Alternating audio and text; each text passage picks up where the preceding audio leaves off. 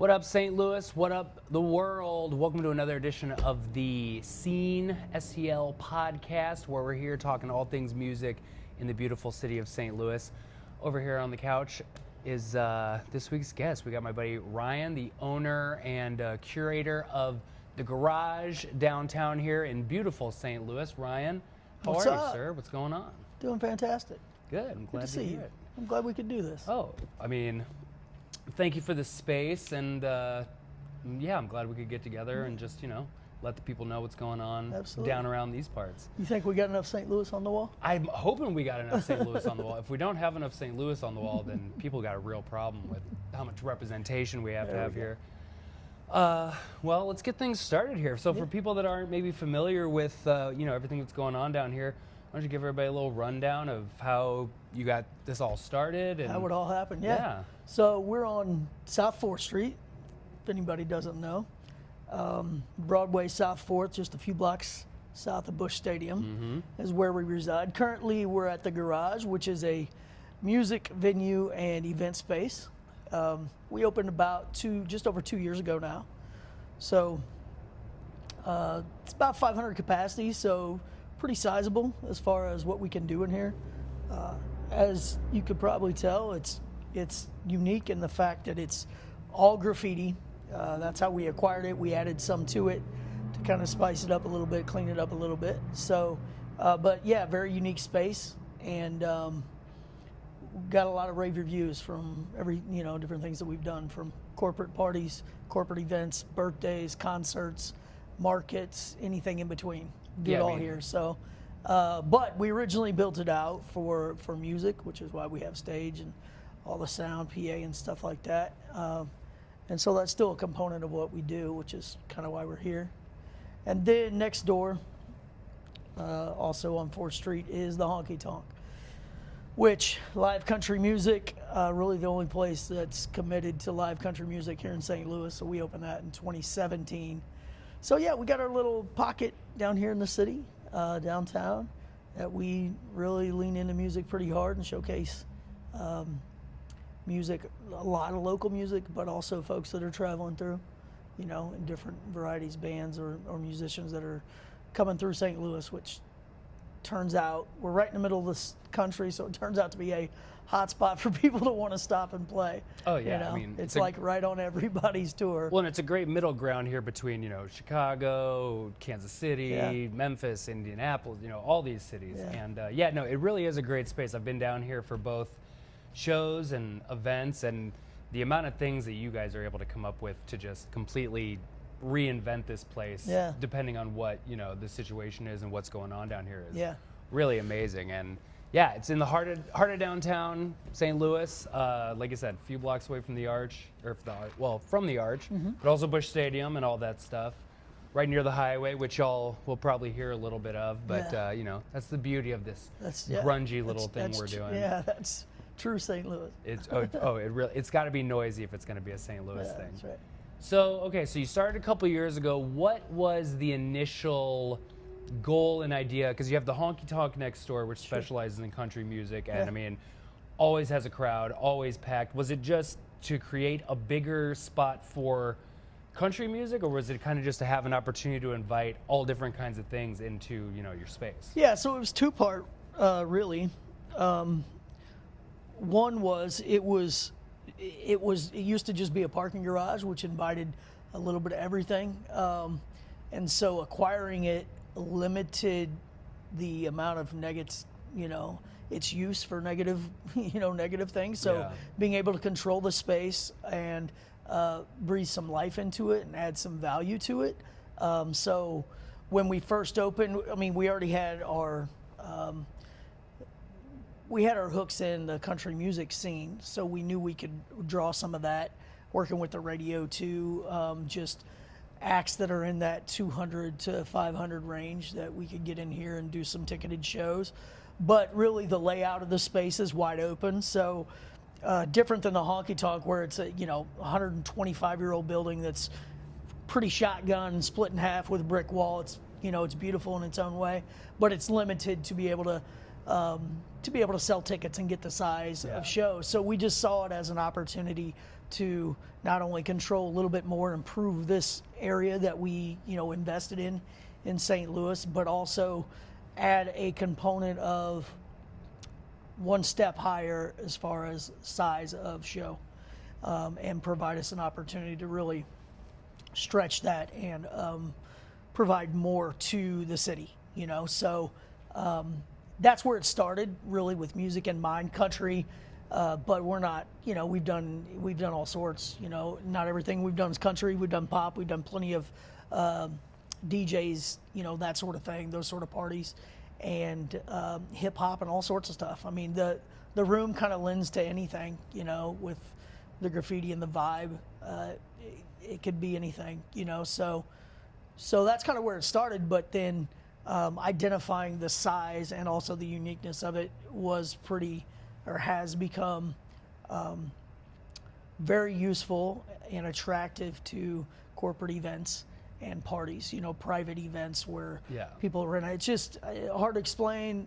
It's easier just to, to see it and to get the feel for it. But, it's unique. So if it appeals to people, then that's it, because you're not going to find anything like it. I don't even know, definitely not in this city, but I don't know too many places around the country that I've heard of or that I've found, through doing research that really embrace the graffiti that we've embraced in this room. So, more to come. Like I said, we're brand new. We're 2 years old, so there's a lot more that we can do, and looking forward to it.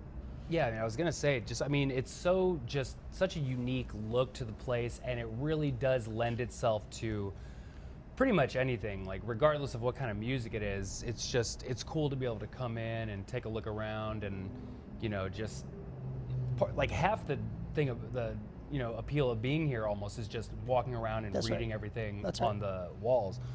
When you first found this place and saw it was available, was there a portion of time where you thought, for some purpose or another, you would want to get rid of the graffiti, or was it just an immediate, like, if there's anything we keep here, it's got to be the look of how it is? The way I look at it, we already mentioned we're downtown St. Louis, so there's some grit here. There's obviously a lot of history, and walking into it, like, graffiti's unique because oftentimes you associate it with dilapidated buildings or areas in the city on water towers or train bridges or train cars, places that graffiti artists in their own right are trying to get exposure, and so you'll see it on all sorts of buildings, and that's what it was in here.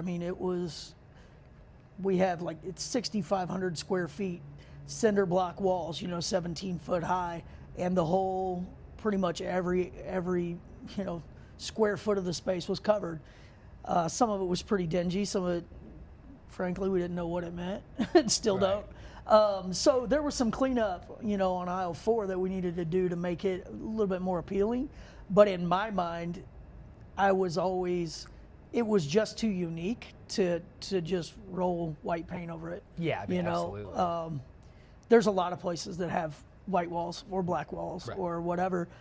There's nothing like quite like this space.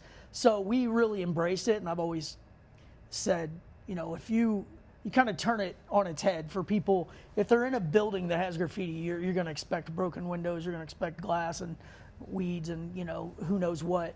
But if you embrace it and you clean it up, you add a PA system, add a bar, add lights, add all the basic things that people expect, add good service, our bar staff and our staff here, clean bathrooms, all that stuff, all of a sudden you go, oh, okay, this is the point of it. It's not that you're just walking into a space with graffiti all over the place. It's like, no, this is like, trust me, we could roll white paint on this wall if we wanted to. Right. But we don't want to, so that's why you see what you see. And, we get feedback a lot.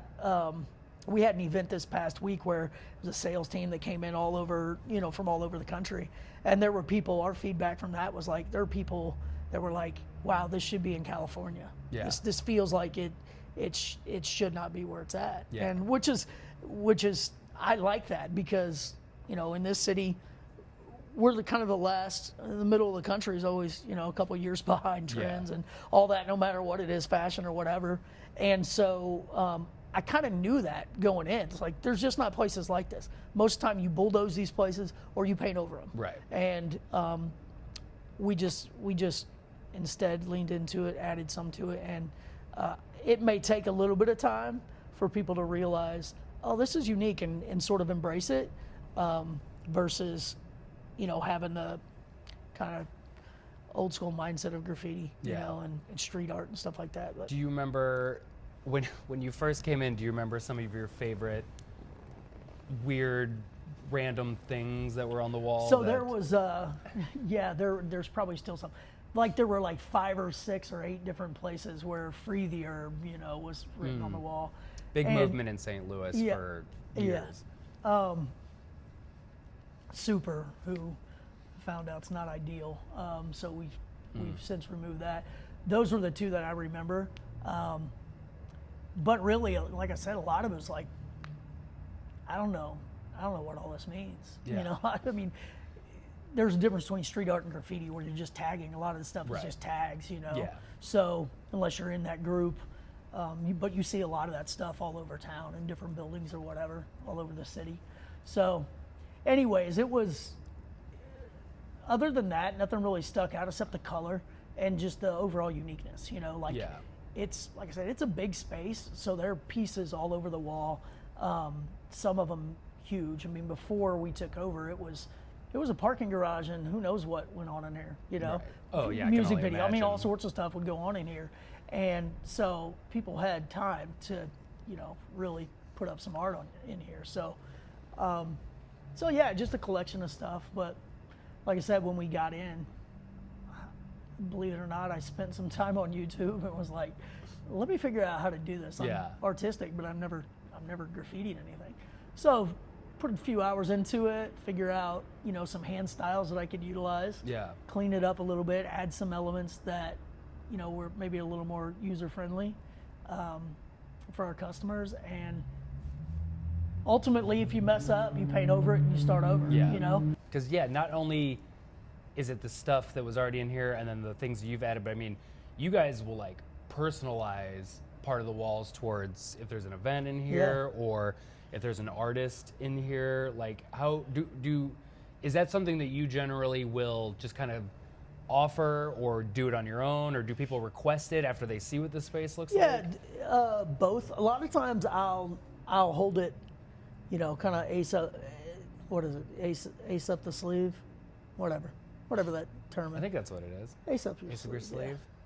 I keep it in my back pocket. Let's say that. I keep it in my back pocket to where I've gotten a read and certain reaction from people in the past, so I know there's a cool element, a cool factor to having your stuff painted on the wall. So there's a few that we've had concerts and I've put up. I'm looking at a couple now that speak to that particular artist. Yeah.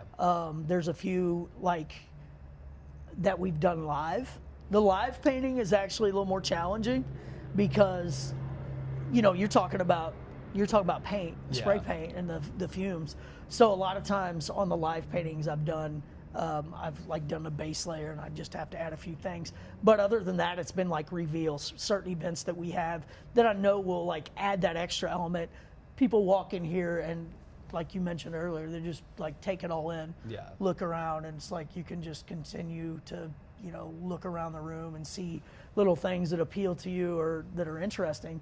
And then if you show them the piece, you know, that, or if they find or see the piece that speaks to their event, you know, whether it's their logo or whatever, that's always like, oh, you know, that's another level. So, yeah, we've done a little bit of that.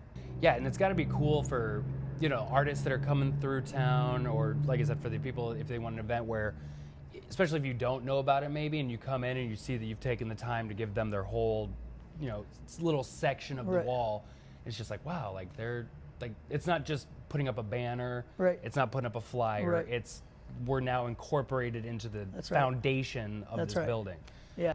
The space is roughly double capacity of the Honky Tonk? Yeah, 2.5 times. So this space is 500 capacity. The Honky Tonk's about 2. We have flexibility. The whole space is flexible, but we can cut the room in half with curtains and create a false wall, and we have a mobile stage. Okay. So we can go anywhere from, just to make it more intimate. So there's certain events, you've been to a few of those, where we've hosted, and it's like, 150, let's say, 75 to 150, maybe 200. Yeah. And that size of room, the half room, really speaks well. And you don't lose anything. You still got the graffiti elements, you still got the full bar, you still got access to the patios and the restrooms. So all that is still there. It's just kind of, you just shift it and, make it just a little more intimate, so it works. But having that flexibility. So we've had shows, concerts that we've booked in the past where it's like, everyone wants to keep selling tickets. So you might be on that line of, we don't know if we're going to be 100, 200, 3 or 4, depending on where we land, or the other activation that they may use, whether it's, something as simple as merchandising or photo booths, backdrops, step and repeats at the entrance. There's just different activations that can happen with any event or show that you may say, well, we only have 150 to 200 people, but because of how we want the room set up, we want to use the full room, or we want to use the stage, that's here, not the mobile stage. And so we got that flexibility, and it works. It's luckily it's turned out that way, that it's like we can just kind of work into it. Whatever needs to happen with said event or show, that's what we'll do. We'll adjust the room accordingly. So it's worked out well. Yeah, I was going to ask, just having the space in terms of, artists, bands, all these stuff, everybody you were booking over at the Honky Tonk, how much of a window does that open up for you guys in terms of reaching out and telling these guys, now you're going, hey, we can get 100 to 200 something people in here, and then being able to go, oh, well, I mean, we can put at least 400 or 500 people in here if, you're thinking that's how many tickets are going to sell. Like, does that just completely expand your world of bands that you can book and level of artists to get in here? It definitely gives us options, easily, as easy as I can put it. I mean, there's different levels of, music in general. So what we do at the Honky Tonk largely is country cover bands, right? They're playing 4 hours of music, whether it's acoustic or 2 nights a week, Friday, Saturday, full bands, but they're playing cover songs, country music that everyone knows, and you're basically throwing a party as if you were in Nashville.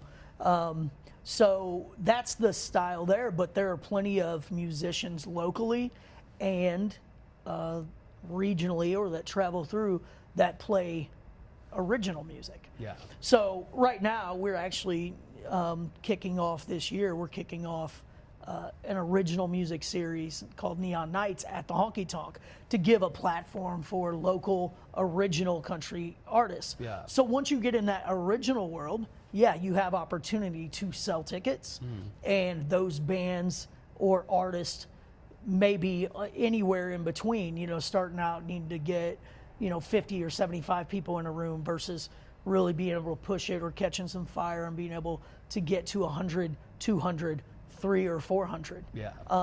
Which for us, because I answer all the emails, if someone were to reach out, I can kind of figure out what makes sense from the standpoint of size of room, and what would work best for that particular situation, that artist or that band. So we've done a lot of that, working with the radio, WIL, mostly some of the artists that have come through. Some of them have played at the Honky Tonk on a smaller scale, and others we've had at the garage here, I know you guys have had people that you've kind of caught them on the upswing. Yeah. Where they've come in here and now they're playing, thousands of seats at other places. So like, just for example, like, who are some of the bigger names that have come in and played either Honky Tonk or Garage, and now they're, either on their own tours or opening up for people on these, stadium and arena tours? Yeah, so one that most people know, local from Millstadt, Illinois, just across the river, Columbia, Millstadt, Alexandra Kay, who she started, she was already going, and she's fantastic. She played at the Honky Tonk a couple times, and then she started catching a lot of fire and got on with, who was it? Tim McGraw. Yeah. Got on and did a tour with him and got a ton of exposure. And then Jelly Roll, she got on his tour. I believe that was last year. And she works her ass off and has gotten so much exposure that she's headlining at Music Park this year. But she's played all over the world now. She's traveled and played arenas, and she's done amazing. But here, George Burge, Jake Worthington, Hannah Ellis. Next door, we've had a few people come through. Austin Snell. Who else has come through? Like some of the radio shows that they'll have, and they'll have to come through and they'll have new songs to play and to showcase. Caitlin Smith is another one. We've probably done 8 or 10 of those next door, maybe more, where it's just like a small showcase. Yeah. And then they get plugged into the bigger machine that is country music. They get added to, if you've got a show, pick an artist, Luke Combs, and then they've got an opener and an opener and an opener and an opener. Right. The 4 or 5 o'clock spot is who these folks are, or that they will be next year. Like George Burge, for instance, he was great. He's from Texas. He played here a couple years ago at the Garage, and I think he'll be out at Hollywood Amphitheater on, I want to say it might be Luke Bryan. I can't remember exactly which one. That he's open, or that he's going to be the opener for, but that sort of thing. And then next year or the year after, he'll be headlining his own show. Yeah. So you're exactly right. We get him on the upswing. We get him when the radio kind of realizes, okay, these artists are in the mix. They've got a couple of songs. Let's keep them moving. Breland has played here as well, so he's same sort of track for him. It was funny because Jake Worthington's he's a newer artist, but he's very old school country and traditional country sound. He's out of Texas. He played here, and like the week before, he was with Miranda Lambert at Red Rocks. The week after, he was at the Grand Ole Opry, and he played at the Garage in between. And so it's just interesting because these people are doing. Sometimes I feel like they're doing way more out there than what St. Louis realizes. Yeah. And part of the reason, because we're a newer venue and because they're a newer artist, there's just pockets of the country that aren't quite tuned into that yet. Yeah. And I feel like St. Louis is kind of there, where if you get to a level where everyone knows you, you're going to sell out, whether you're at the Pageant or Del Mar Hall or Old Rock House or, Chaffetz or Enterprise or the Amphitheater, Hollywood. You'll sell out no matter what. Busch Stadium. Oh, yeah. Doesn't matter. But if you're trying to get there, there's still like this, it's sort of hard in this market to get that exposure and to fill that up. Yeah. Whereas other places, it's more heavily populated with people that are looking for that, that are looking for that artist. But outside of that, that's just the country angle that we've done. Like, we've had artists here. We've got one coming up soon, Goldford, who is like a pop artist out of LA and independent. And this venue's independent, obviously. And so, like, a good marriage. And they're doing all their ticket sales on their own and, kind of need a space. And so working with them, that group out of LA has been cool. We've had people that have ties to St. Louis, so they may not be as popular even on that track, but they play original music and they know they can sell tickets. Yeah. And so they come and sell tickets. So it's we're kind of open, we're open for business. If it makes sense in this room for the artist and for us, let's do it. It can appeal to all sorts of, we get, no matter what, we get the same sort of feedback with the room is legit, it's cool, it's, the vibes, and then it just comes down to the artist on stage, Yeah, I mean, St. Louis really is, I would say nationally, I mean, I'm not in the biz, so I'm not exactly sure what the word is, but I feel like it's a very underrated city for country music. Yeah. You come, especially the downtown, the St. Louis, main area. You look around, you don't think country music, but like you said, every artist comes in here for the most part either sells out or very close to selling out. Absolutely. Most shows. What is it like for you as to own two establishments like this and get those type of people and then see the type of success they had and just to kind of sit back and go, wow, like I remember seeing, so-and-so play for 150 people and now they're going to play a tour where they're going to be playing in front of, 15, 20 plus thousand people every night.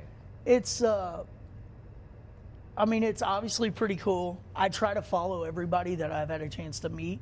We're service-based, so when people come and play here, we like to show them hospitality. Welcome to St. Louis.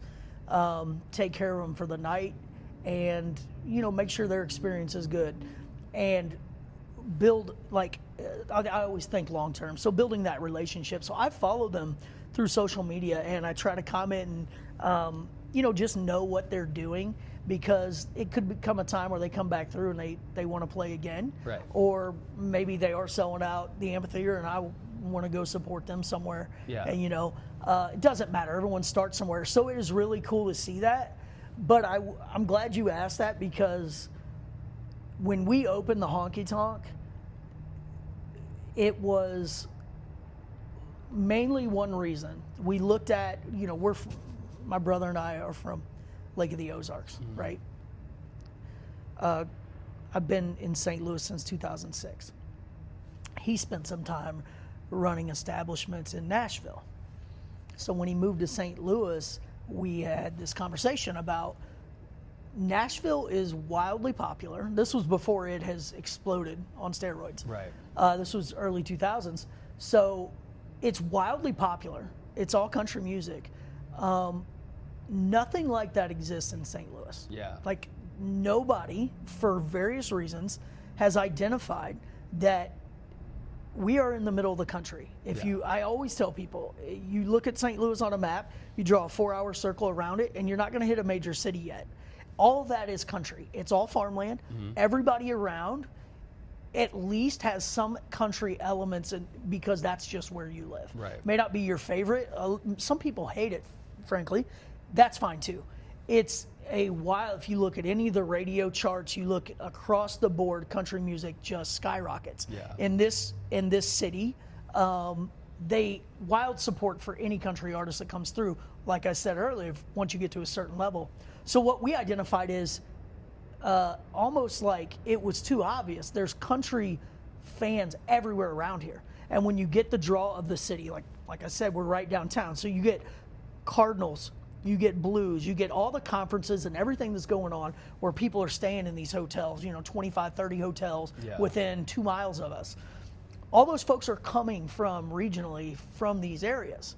And they're country fans. There's a large percentage that are country fans. Yeah. That's also why the amphitheater can sell out 20,000, or Enterprise can sell out 20,000 2 nights with Zach Bryan, right, or Eric Church or whoever. It's because these folks are coming in from outside that, right? So for us, we kind of knew it. That's why we put the business plan together. We got lucky because we didn't realize how many great country musicians were in this area, largely because they didn't have a place to play prior to us opening. They would play, if they're playing a 4-hour set, they would play some pop, they would play some rock, they would play top 40, and they would throw in some country music. And we said, if we're going to do this like Nashville style, we want all country covers. Tremendous local musicians in this town. So we got lucky in that regard that pretty early on, within the first 6 months or so, looking for new bands all the time that wasn't a thing, because they were coming to us. Yeah. And I think that was part of it. What we talked about earlier about St. Louis being in the middle of the country was part of it. But all that, it's noticeable at the big stage, but then opening that up on the smaller scale and being able to see, as you said, you watch people walk in the door and start their career and need to start somewhere and then just keep growing and growing. Almost every one of them that have come through have been on that track, and then you can find them, and they're opening for so and so that you've heard of, or they are headlining a 2,500 venue or a 1,500 venue, which is maybe doesn't sound like much, but that's a large step, you know, from somebody playing. Oh well, yeah. If a 200 person. I was gonna say, yeah, you're playing a couple hundred people, then to all of a sudden pop up to, you know, 10 times that many are almost. And you see them overseas. I mean, anytime it's just wild. There are places that these folks have played that you start seeing across the country. Like those are noticeable historic places, you know. And there they are playing them. It's like, good for you, you know. Well, and I mean, you know, it's like we said, there's just not a lot of places. There's really not that many places in St. Louis that are kind of specifically designated towards country music. So you guys just get, you know, so many people that get to come through. They're so talented that, you know, years before they were having to call around to any bar that just happened to have live music and really sell themselves, as opposed to being able to go, hey, you're a country music establishment. We're country music artists. We'd like to play. Here's what you know we sound like, and then you get to make the decision when they come in. And also a cool thing about this place, I know it's happened a handful of times where the people that did start out here and played here in front of 100 people that now are on these tours, they'll come back. They'll do a show in St. Louis and then swing in through here and either do a song with whoever the band is on stage or two, or just hang out. And this is the spot for country artists to go. So going forward, just what's the idea and what's the hopes to just keep this building and keep this growing and really just make sure this is a spot where people know and associate, if it's country music on a more local scale, this is where it's going to be. Yeah. I think we just keep our head down and keep doing what we do. Over time, you get more of those opportunities, more of those artists come through, more, word of mouth, which is largely what we built our businesses on. Providing good service. People go and I went to this place, it was phenomenal, whichever, whether it's the Honky Tonk or the Garage. And just building that to where people talk about it and know this is where the country music exists in this town. You know, this is where without fail, anytime you show up, this is what you're going to get. Now I'm speaking more specifically to the Honky Tonk. On that, where the Garage can do a little bit of everything, music, like we said, in events, whatever, but knowing this is like the core, and the more of that, the more people that come through it, play other places, and they swing in, and they know about it, and then they go back to their circles and tell people, and then they're like, well, that's what it takes, It doesn't happen overnight, but we're almost 8 years at the Honky Tonk, so that's quite a long time to be able to build a baseline to where you have some, you have some experiences, you've had certain people on stage, and enough visibility where people are like, okay, they know about you, and this is what they equate to St. Louis, when they're coming through or whatever. So our focus is just, that's what we'd love to be. We actually named this area that we're in Music Quarter, which I believe you know that. We named it Music Quarter because there have always been a collection of local music places here, venues, bars, restaurants, venues. Broadway Oyster Bar. In the past, it's been Beale on Broadway's, BB's. They're places that are all very similar that do something maybe slightly different from a music standpoint, but it's all local. It's all local music, and it's all within 4 or 5 blocks. Now, some of those places are currently, for sale and need some life breathed into them. But it doesn't stop the core of this is what we're doing here, and as other people come on and know, hey, Music Quarter, if you have that interest, people love live music. I mean, it's just, there's no doubt about it. People love live music, and a lot of St. Louis that's what's built on, the different genres over time. Now, it's heavy in country music, there's so much of it out there, and the radio, country music is still largely in lockstep with country radio and a lot of other genres. the radio doesn't have that sort of effect. So many things are on social media now, and you go through different avenues through your streaming services, and there's other ways. But country music, with the way that it's set up, the way that it's designed to kind of filter, good or bad, whatever, it filters artists through this process in which, so that they know they can go and promote and sell, and being part of the radio still matters. It's got so much strength behind it. And so I don't see that drying up, even with radio having challenges and stuff. I don't see that drying up, because at the core of it, people want to go see live music. They used to want to buy the albums. Now it's total experience, everyone wants to go see their artists live. And artists understand that and make themselves available. Artists are all over the country doing all sorts of festivals and hard ticket shows in places.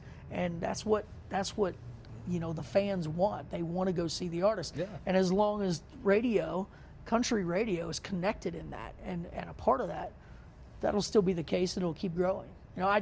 Frankly, I think that's most of the reason why you saw Beyonce and Post Malone and who is it, Machine Gun Kelly. Some of these people come from outside the country world. Just recently, Jelly Roll, I think, would be where they see an opportunity like, this is insane. How country radio and the country fan base across this country, how they're so embracing, and ultimately it makes money, you know. And I think people are starting to realize that, and I just don't see it. I just don't see that model going anywhere as long as people are still making music. So. No, you're exactly right. I mean, and even like people like Jelly Roll, like St. Louis is really the city that kind of kicked off his ascent in his career. I think two of the stations, and the Point was the first to play his rock music, and then WL was the first to play his country music. So I mean, St. Louis, in some aspects of things, we know what's going on. We're a little ahead of the times on some things. Might be a few years behind the clothes, but music, we got it. We got it. And is there anything in the pipeline coming up that you're getting excited about? We have Swemo Night, which is Taylor Swift emo, coming up in May. Those are two concerts. We've had the boy band from Chicago here a couple times. Those guys are great, so I want to try to get them back. They've been here a couple times.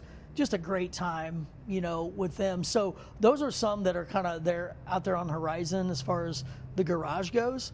But we've got, we're open. I get contacted constantly by bands, and if it makes sense, then we'll do it, Then at the Honky Tonk, we do live. It's like rinse and repeat. It's a good time. It feels like Nashville, so we do that on a regular basis, Thursday through Sunday. When it gets a little bit nicer, baseball season, we'll be open on Wednesdays probably as well. And that's live country music. But I am pretty stoked for the Neon Night series, because from the artist standpoint, a lot of these artists that are plugging away and gigging, doing country, cover songs for 4 hours, 3-4 hours a night, a lot of them play their own music and have original stuff, and they don't always get an opportunity. So that it's a $10 ticket. We've got 7 of them booked. I'm looking to book some more to fill up the rest of the calendar throughout the year and see how that series goes. But to give those folks a platform to just start, build that's a perfect opportunity to build your customer base with your original music, and then maybe we can do a full band show over here at the garage, down the road for them. So those two things outside of the norm, those things outside of the norm, is what I'm looking forward to. But frankly, anytime there's a concert down here, Post Malone and Jelly Roll are in May, Brooks and Dunn are in April, Riley Green is at Ballpark Village here in March.